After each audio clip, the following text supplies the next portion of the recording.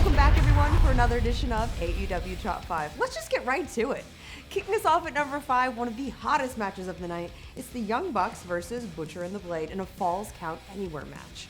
Eager to get the match underway, the Bucks met the two in the kitchen, of all places, where they were in the middle of preparing some meat. Crazy? Luckily, Butcher and the Blade took the time to remind us all to wash our hands and practice proper hygiene before we engage in hand-to-hand combat.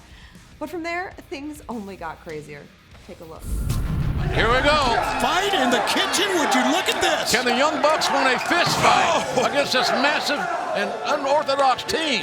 Massive and certainly the Butcher. Oh, look at Nick using his agility, going over that table and now coming off onto Butcher.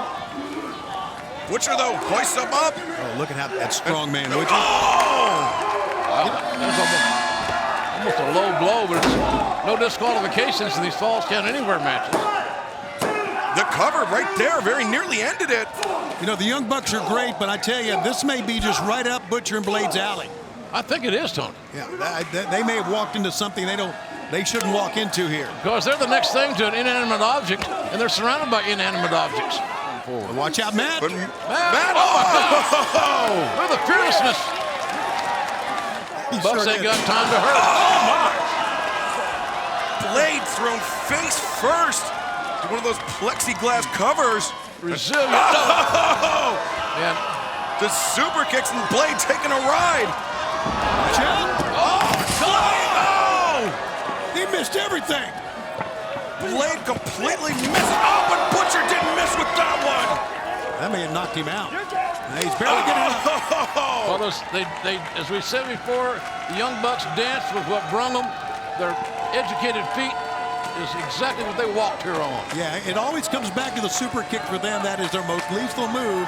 It works, and it's been working. Oh, the BTE trigger on the Blade.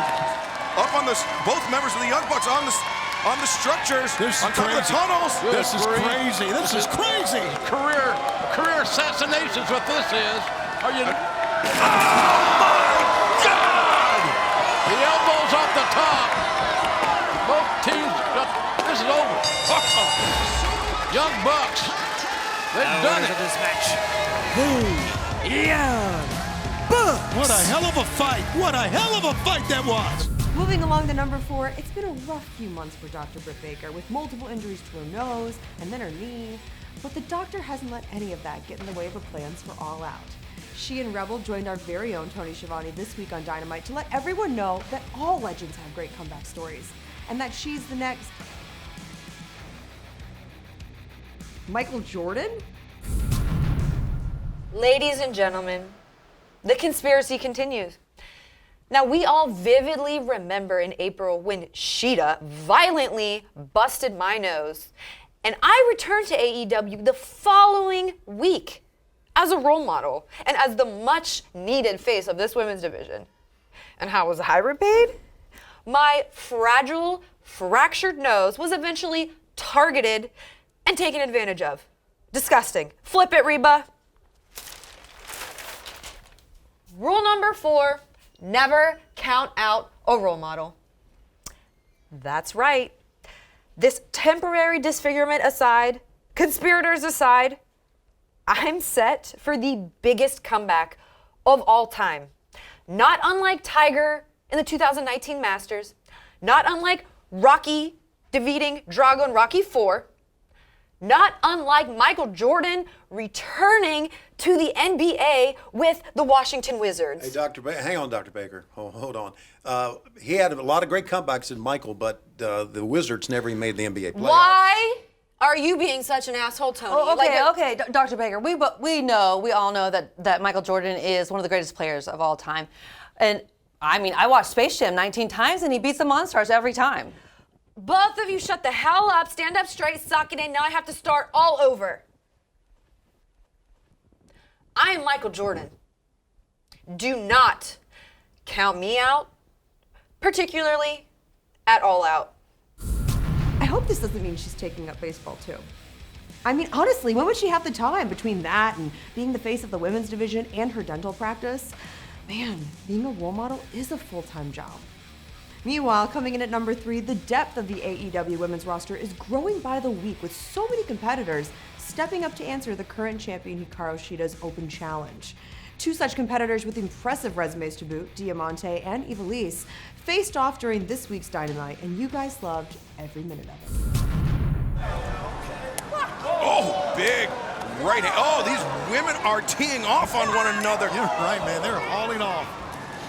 Are we sure they're not from Idaho? Oh, there's some spuds out there. There you go. Tater each other. Well, the women's world champion Hikaru Shida is one of the best strikers in the world, but these 2 women might be in that conversation. Waistlock and German suplex from Diamante. Well, that was nicely done. Well executed. A real good counter, as it turns out, may be enough to get the win for. Hook in the leg is Diamante. Ivelisse able to kick out. Yeah, you know, it was a good move, guys, but the fact is she took a long time getting to that pinning predicament, or that combination, if you will. And that's what cost her. Diamante needs to ratchet up the pressure here. She's got Ivelisse fighting off her back foot. Now, Diamante, oh no, Ivelisse able to reverse. But the waistlock, oh, the powerbomb. 1, Good pin. 2, no! Man, that was a great execution of a cover. Ivelisse thought it would have been enough, too, but it wasn't quite on this night. They're competing here at the right time. You know, we saw earlier about the women's tag tournament coming up. And I'm sure we're going to be seeing more women's competitors from all over the world here on Dynamite. That breaks your heart, doesn't it? Yeah, no, not at all. Diamante inside cradle. 1, 2, 3. Oh, man, that whip. 3 seconds is all it takes. The winner of this match, Diamante. Man, that match I thought was Ivelisse is going to take care of it. You gotta love this fresh infusion of talent that the women's roster's brought in. That, coupled with the announcement of the 16-women, 8-team Tag Team Cup tournament, the Deadly Draw, and I could not be more excited for the future of the AEW women's division. It was a big night for the Inner Circle with their well-fought victory over Jurassic Express. But the night took an interesting twist when King Serpentico entered the ring to join in on the post-match beatdown. Or so we thought. Turns out the Masked Man was actually already a member of the Inner Circle. That's right, it's the return of Sammy Guevara, coming in at number 2. And now, Watch Santana. out. Santana, you knew they would get involved. We've seen them Climbing countless up, times. And now, oh, look at this. Jungle Boy takes down Santana. Who takes down Ortiz? Now Luchasaurus has Jericho captured. And, oh, Serpentico. What is Serpentico doing with that? Why did he do that? Codebreaker. Jericho, the Codebreaker, and Luchasaurus. After the outside interference, there's a 3 count, and this one's over. Yeah, but it was Serpentico with that ball bat. Has Serpentico joined the Inner Circle? Apparently so. Hager and Jericho, and now Serpentico. Look at them, all 5 of them. 5 angry dogs, all hungry, wanting to eat. And Jungle Boy just completely outnumbered here. The Inner Circle and Serpentico, and Marcos unvaliantly trying to come to the aid of his friends, but Yeah, they're outnumbered here. I mean, we got 5, at least 4 members we know from the Inner Circle, and Serpentico, which we can only assume is the newest member. Serpentico, we've seen him on AEW Dark, and now he's making his presence felt on Dynamite. Shooting star press onto Luchasaurus. That was astounding. That was tremendous from Serpentico, and